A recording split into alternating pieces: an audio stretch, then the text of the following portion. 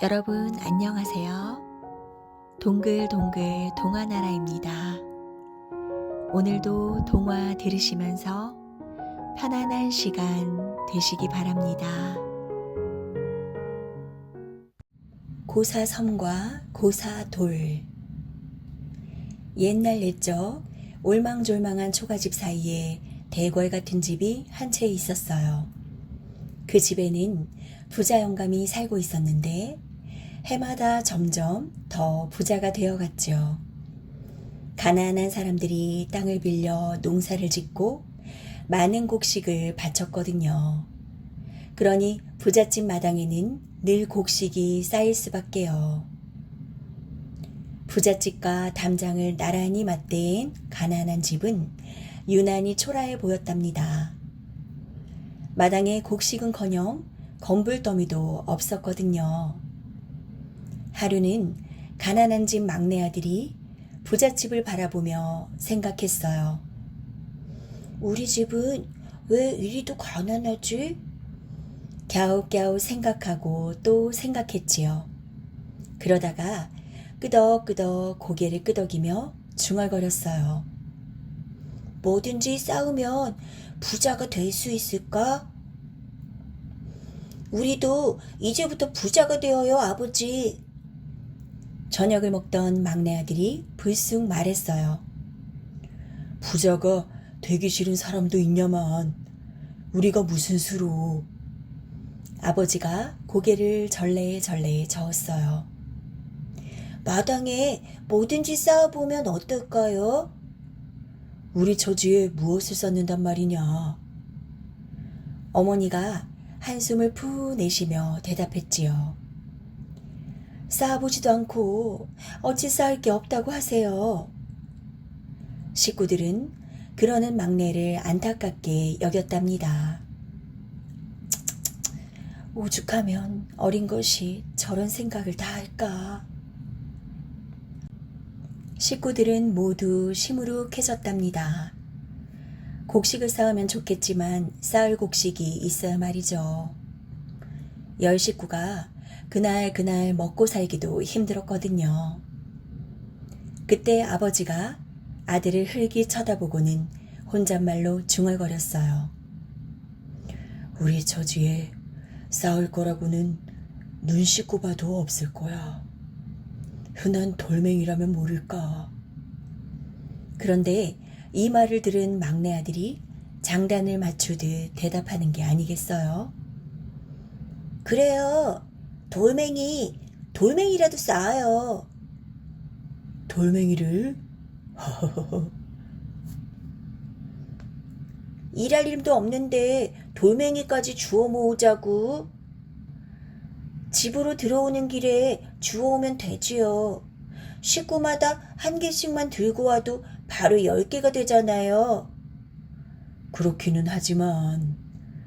다음 날부터 식구들은 집으로 들어올 때마다 돌멩이를 한 개씩 주워왔어요. 돌멩이가 차곡차곡 쌓일 때마다 흥얼흥얼 노래가 절로 나왔지요. 논두렁 밭두렁에 굴러다니는 돌멩이, 화난다고 차버리면 발만 아픈 돌멩이, 심술나서 던지면 장독 깨는 돌멩이, 쌓고 또 쌓아보자.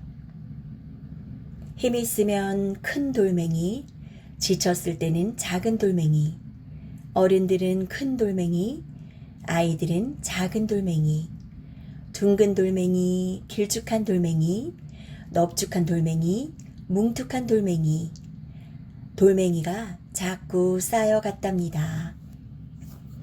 누구든지 깜빡 잊고 그냥 집에 들어오면 막내가 꾸정꾸정 따졌어요. 어느새 온 동네의 돌멩이가 가난한 집 마당으로 다 모였지요. 돌멩이라도 수북이 쌓이니 마음이 든든하구나. 비록 돌멩이였지만 생전 처음 자기 집에 무엇인가 잔뜩 쌓인 것을 보니 식구들도 재미가 솔솔 붙었답니다. 그런데 가난한 집에서 일어나는 이 광경을 가만히 지켜보는 사람이 있었어요. 허허, 돌멩이를 모으다니. 별일이군, 별일일세. 바로 옆집에 사는 부자 영감이었죠. 부자 영감은 날마다 가난한 집 담장을 기웃기웃했어요. 분명 무엇인가 있는 듯한데. 남의 일에 끼어들기 좋아하는 부자 영감이 당연히 가만히 있을 리가 없었지요. 돌멩이를 모은 지 1년이 지난 어느 날이었답니다. 어둑어둑한 저녁, 빈손으로 돌아온 식구들이 허겁지겁 밥을 먹고 있었어요. 그런데 갑자기 막내 아들이 한숨을 푹 쉬는 게 아니겠어요? 눈치를 챈 아버지가 조심스럽게 말을 꺼냈죠. 얘야, 오늘만 눈 감아주지 그러냐. 날도 어둡고 모두 허기져 있는데. 다른 사람들은 곡식을 쌓아 부자가 되는데 우리는 돌멩이라도 열심히 쌓아야지요. 식구들은 할 말이 없었지요. 하는 수 없이 식구들이 하나둘씩 일어섰어요. 그러고는 달도 없는 캄캄한 밤에 돌멩이를 찾아 이리저리 헤맸답니다. 그날 밤 가난한 집을 기웃거리던 부자 영감의 눈이 갑자기 휘둥그레졌어요. 아니, 저것은? 돌무더기에서 무엇인가 반짝반짝 빛나고 있었거든요. 밤중에 주워온 돌멩이 중에 커다란 금덩이가 있었던 거예요. 흙이 묻어 자세히 보이지는 않았지만 부자 영감은 그게 금덩이라는 것을 금방 알 수 있었지요. 쌀 1000섬이랑 맞먹겠어. 부자 영감은 쿵쾅거리는 가슴을 누르며 밤새 궁리했답니다. 저 금덩이를 무슨 수로 가져오지? 강제로 빼앗을 수도 없는 노릇이고. 쌀 50섬이랑 바꾸자고 할까? 싫다고 하면 어쩌지? 쌀 100섬이랑 바꾸자고 해야 하나? 이리 뒤척 저리 뒤척 뜬 눈으로 밤을 새운 부자 영감은 꼭두새벽부터 가난한 집 아버지를 불렀어요. 자네 식구들이 열심히 돌멩이를 모은다기에 기특해서 하는 말일세. 마침 쓸 곳이 있으니 그 돌멩이들을 나한테 주게. 대신 쌀 100섬을 줌세. 가난한 집 아버지는 깜짝 놀라 자기 귀를 의심했지요. 돌멩이를 쌀 100섬이랑 바꾸자는데 놀라지 않을 사람이 있겠나요? 그런데 다시 생각해보니 무슨 꿍꿍이가 있는 듯도 싶었어요. 그래서 아들 핑계를 대며 말했어요. 영감날이 아들의 말을 듣고 시작한 일이라 아들한테 물어봐야 할 것 같습니다. 허둥지둥 집으로 달려온 아버지는 가슴 한번 누르고 침을 꼴깍 삼킨 후 방금 전에 있었던 일을 모조리 이야기했어요. 참말이에요? 이게 꿈이래 생시래? 우리를 놀리려고 하는 말인지도 몰라요. 당연히 믿을 수 없다는 식구도 있었지요. 그때 골똘히 생각하던 막내 아들이 말했어요. 말을 바꿀 수도 있으니 우리가 먼저 쌀을 실어오겠다고 해야겠어요. 물론 부자 영감도 그러라고 했지요. 가난한 집 식구들은 쌀을 가지러 부잣집으로 우르르 몰려갔어요. 남자는 지게를 지고 여자는 뙬리를 얹고 갔답니다. 부자 영감이 쌀을 내주며 하인에게 말했어요. 맨 위에 있는 한 섬은 고사섬이니 내려놓도록 하여라. 고사 지낼 때 쓰는 좋은 쌀이라며 한 섬을 내려놓게 한 거예요. 돌멩이와 바꾸는데 쌀 한 섬 덜 받는 게 문제겠어요? 오히려 부자 영감의 마음이 변할까봐 가난한 집 식구들은 서둘러서 쌀을 옮겼지요. 부자 됐네, 부자 됐어. 돌멩이 주워 부자 됐네. 식구들은 흥얼흥얼 노래를 부르며 쌀을 옮겼답니다. 이번에는 부잣집 하인들이 덜커덩 달구지를 끌고 돌멩이를 가지러 가난한 집으로 왔어요. 부자 영감은 돌멩이 따위에는 관심 없는 척 자기 집 마당에서 기다리고 있었죠. 금덩이가 있다는 것을 눈치채면 큰일이니까요. 그런데 하인들이 돌멩이를 막 실으려고 할 때였어요. 잠깐만요. 우리도 고사돌로 하나를 내려놓아야지요. 그러고는 막내 아들이 맨 위에 놓인 돌멩이 하나를 내려놓았어요. 하인들이야 그까지 돌멩이 하나 내려놓는다는데 신경도 안 썼죠. 부자 영감은 빨리 밤이 되기를 기다렸어요. 어두워야 반짝반짝 금덩이를 쉽게 찾을 수 있을 테니까요. 그런데 밤이 되어 아무리 찾아도 금덩이가 없는 거예요. 가운데로 들어갔나? 밤새 속을 끓이던 부자 영감은 날이 밝자마자 하인들에게 다시 돌을 쌓게 했어요. 이런 금덩이가 어디로 갔는지 여전히 보이지가 않지 뭐예요. 부자 영감은 밤이 되면 구석구석 금덩이를 찾고 아침이 되면 하인들을 시켜 돌멩이를 다시 쌓게 했지요. 며칠째 돌멩이를 다시 쌓는 것을 본 막내 아들은 이상하다고 생각했어요.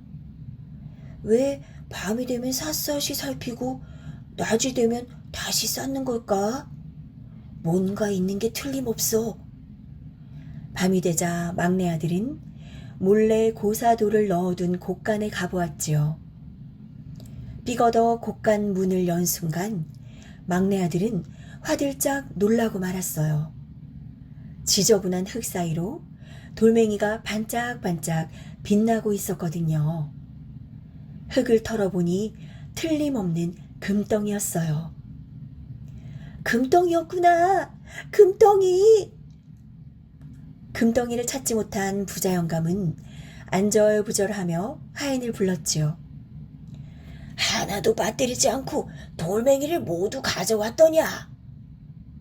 하인은 돌멩이가 뭐 그리 소중한지 모르겠다며 퉁명스럽게 대답했어요. 그 집 막내 아들이 내려놓은 고사돌만 빼고는 몽땅 가져왔습니다. 뭐라고? 고사돌을 내려놓았단 말이냐? 부자 영감은 기가 막혔죠. 바로 그 고사돌이 금덩이였다는 것을 이제야 알았거든요. 얘야, 고사돌을 다른 것으로 바꾸면 안 되겠느냐? 부자 영감은 막내 아들을 찾아가 넌지시 물었답니다. 어르신, 고사돌을 다른 것으로 바꾸면 그것을 어찌 고사돌이라 할 수 있겠습니까? 막내 아들은 아무 일도 아니라는 데 대답했어요. 아이고, 내게에 내가 넘어갔구나. 고사선 핑계로 쌀 한 섬 덜 주었다가 금덩이를 놓치고 말았어요. 부자 영감은 가슴을 치며 후회했지만 별다른 방법이 없었답니다. 고사선만 내려놓지 않았어도. 부자 영감은 돌멩이들을 볼 때마다 배가 아파 어쩔 줄 몰랐어요. 아이고, 내 금덩이. 아이고, 내 표 99섬. 부자 영감은 몇 날 며칠을 끙끙거리다가 결국은 포기했는지 이렇게 중얼거렸답니다. 그래, 가난한 이웃 도와준 셈 치지 뭐. 저승 가서 복 받을 거야. 부자 영감은 쓰라린 마음을 누르며 돌멩이로 담을 더 튼튼히 쌓았답니다. 그 후 두 집은 모두 부자가 되어 사이좋게 잘 살았대요. 복 타러 간 이야기. 옛날 어느 마을에 가난한 총각이 살고 있었어요. 날마다 나무를 한 짐씩 해다 장에 팔아 근근히 먹고 살았죠. 그러던 어느 날 새벽이었어요. 아니, 이게 어떻게 된 일이야? 총각이 깜짝 놀라 소리쳤어요. 장에 내다 팔 생각으로 어제 해다 놓은 나무찜이 감쪽같이 사라져버렸지 뭐예요. 재수 없는 놈은 자빠져도 코가 깨진다더니 고생해서 해온 나무를 대체 누가 훔쳐갔단 말이냐. 문을 열고 내다보던 어머니도 한숨을 푸 내쉬며 말했어요. 다음 날 아침이었어요. 어머니, 저 신령산에 좀 다녀올게요. 아닌 밤중에 홍두깨도 아니고 갑자기 웬 신령산이냐. 난데없는 아들의 말에 어머니는 깜짝 놀랐어요. 아무리 아등바등 일을 해도 나아진 게 하나도 없잖아요.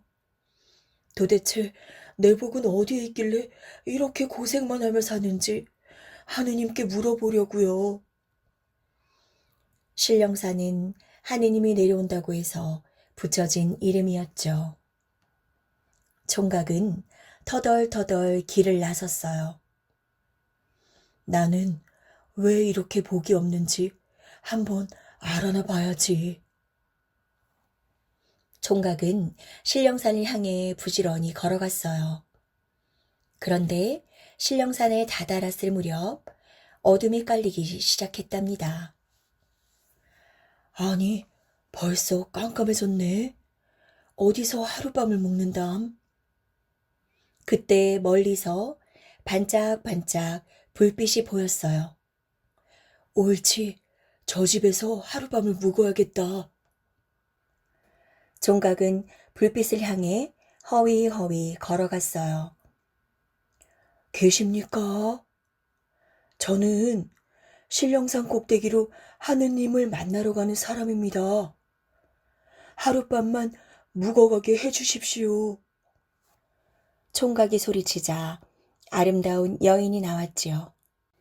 이곳에는 저 혼자 살기 때문에 재워드릴 수가 없습니다. 여인은 미안한 표정으로 총각을 바라보았어요. 헛간이나 부엌이라도 괜찮습니다. 제발 하룻밤만 묵어가게 해주십시오. 총각은 간곡하게 사정했어요. 정 그러시다면 들어오십시오. 총각의 딱한 사정을 알게 된 여인은 총각을 윗방으로 안내했지요. 다음 날 아침 총각이 짐을 챙겨 길을 나설 때였어요. 저 신령산 꼭대기로 하느님을 만나러 가신다고 하셨지요? 네, 그렇습니다. 그럼 제가 나이를 먹도록 왜 시집을 못 가고 있는지 물어봐 주시겠습니까? 집신도 제 짝이 있다던데 제 남편감은 어디에 있는지 말입니다. 여인은 말을 마치자마자 볼이 발그레해졌어요. 네, 꼭 알아봐 드리지요. 총각은 다시 길을 나서 신령산을 오르기 시작했답니다. 하루 종일 산길을 걷다 보니 어느새 또 캄캄해졌어요. 총각은 사방을 둘레둘레 살펴보았지만 이번에는 불빛조차 보이지 않았어요. 한참을 두리번거리고서야 겨우 커다란 바위 틈을 발견했지요. 옳지, 오늘은 여기서 자고 가야겠다. 바위 틈 속은 바람도 불지 않고 제법 따뜻했어요. 많이 지쳐있던 총각은 눕자마자 드르렁 드르렁 코를 골기 시작했지요. 한밤중에 총각은 몸이 서서히 조여드는 것 같아 눈을 떴어요. 그런데 이럴 수가. 총각의 몸을 구렁이 한 마리가 칭칭 감고 있는 게 아니겠어요? 구렁이는 금방이라도 총각을 집어삼킬 듯이 혀를 날름날름하며 말했어요. 그렇지 않아도 화풀이할 상대가 필요했는데 잘 되었구나. 넌 오늘 내 손에 죽어야겠다. 총각의 몸에서는 식은땀이 주르륵 흘러내렸지요. 대체 무슨 일로 이리도 화가 나셨습니까? 나는 용이 되어 하늘로 올라가려고 100년 동안이나 기다렸다. 그런데 무슨 까닭인지 아무리 기다려도 용이 되지를 않으니 어찌 화가 안 나겠느냐. 구렁이의 말을 들은 총각은 번뜩 좋은 생각이 떠올랐어요. 실은 제가 신령산 꼭대기로 하느님을 찾아가는 길입니다. 저도 하도 복이 없길래 왜 그런지 물어보려고 가는 길이지요. 제가 가서 구렁이님이 왜 용이 되지 못하는지도 꼭 알아봐 드리겠습니다. 정말이냐? 네, 반드시 알아오겠습니다. 그러자 구렁이는 꼭 조이고 있던 총각의 몸을 풀어주고 어딘가로 스르르 사라져 버렸지요. 간신히 구렁이에게서 벗어난 총각은 날이 밝자마자 다시 신령산을 오르기 시작했어요. 그런데 신령산이 어디 금방 오를 만큼 호락호락 하겠어요? 하루 종일 걸었지만 어느새 또 밤이 되고 말았죠. 오늘은 또 어디서 사야 하나?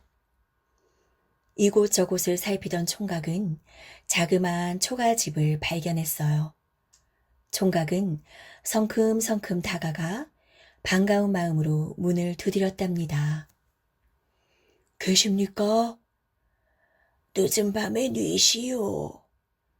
나이가 지긋한 늙은 부부가 나와 말했어요. 길을 가다 그만 날이 저물어 그러니 하룻밤만 묵어갈 수 있을까요? 늙은 부부는 고개를 끄덕이며 총각을 집 안으로 안내했지요. 그날 밤 총각과 늙은 부부는 등잔불을 켜놓고 두런두런 이야기를 나누었어요. 그런데 젊은이는 왜 신령산에 올라가는 길이요? 제가 어찌 이리도 복이 없는지 하느님께 물어보러 가는 길입니다. 총각의 말을 들은 늙은 부부는 반가워하며 말했지요. 그럼 우리 부탁을 좀 들어주게나. 우리 부부는 혼인해서 지금까지 하루도 싸우지 않은 날이 없다오. 대체 우리가 왜 이렇게 싸우면서 살아야 하는지 꼭 물어봐 주게. 총각은 고개를 끄덕였지요. 다음날 총각은 드디어 신령산 꼭대기에 올랐어요. 산 꼭대기에 있는 커다란 나무 아래에 노인 한 분이 앉아 있었지요. 수염을 길게 늘어뜨린 모습이 한눈에 봐도 하느님임을 알 수 있었어요. 바로 이분이 하느님인가 보군. 총각은 얼른 엎드려 절을 했답니다. 하지만 하느님은 총각을 본체만체하고 산 아래만 내려다보고 있었어요.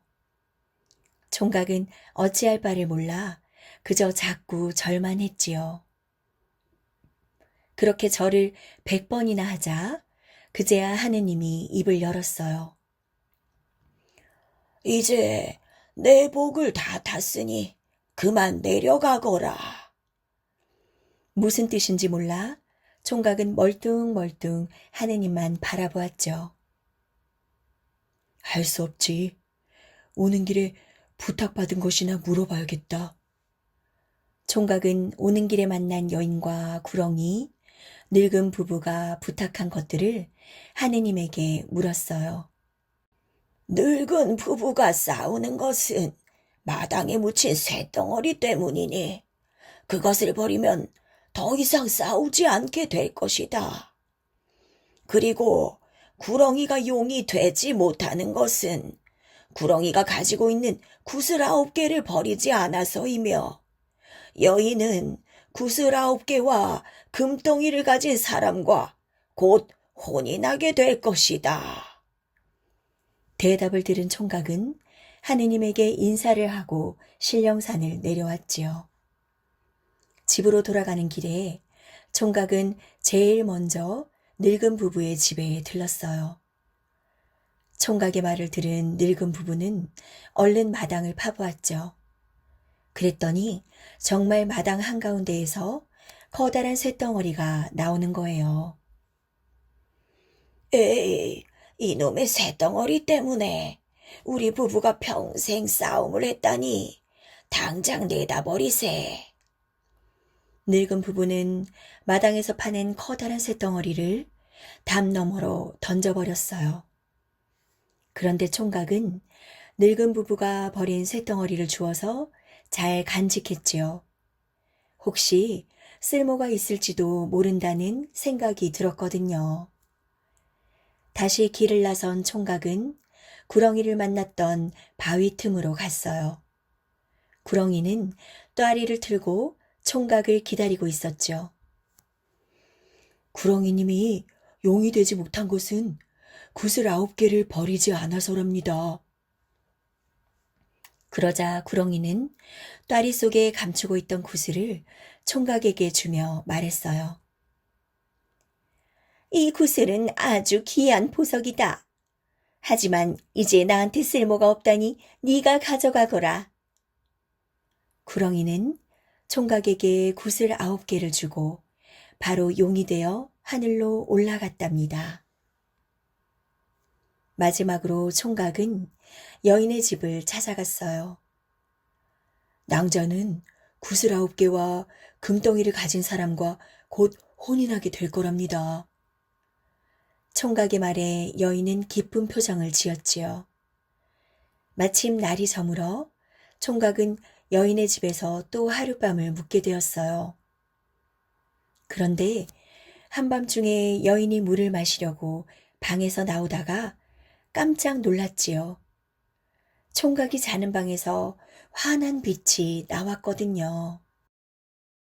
이상한 일이네. 갑자기 웬 빛이 저렇게 환하담? 여인은 문틈으로 총각이 자고 있는 방 안을 슬며시 들여다보았죠. 총각은 다리랑 코를 골며 자고 있었어요. 그런데 보집 옆에 있는 구슬 9개와 커다란 금덩이에서 환한 빛이 나오고 있는 게 아니겠어요? 여인은 방 안으로 들어가 총각을 깨웠어요. 손님이 바로 제 남편이 되실 분이군요.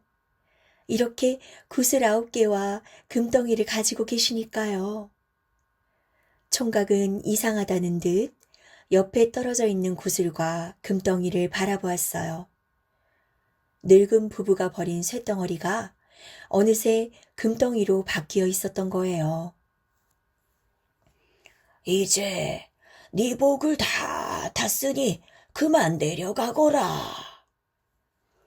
총각은 그제야 신령산 꼭대기에서 하느님이 한 말뜻을 알게 되었답니다. 예쁜 아내도 얻고 신비한 구슬 9개와 금덩이까지 얻었으니 총각이야말로 가장 큰 복을 탄 셈이 아니겠나요? 그 뒤 총각은 여인과 혼인하여 아주 행복하게 잘 살았답니다.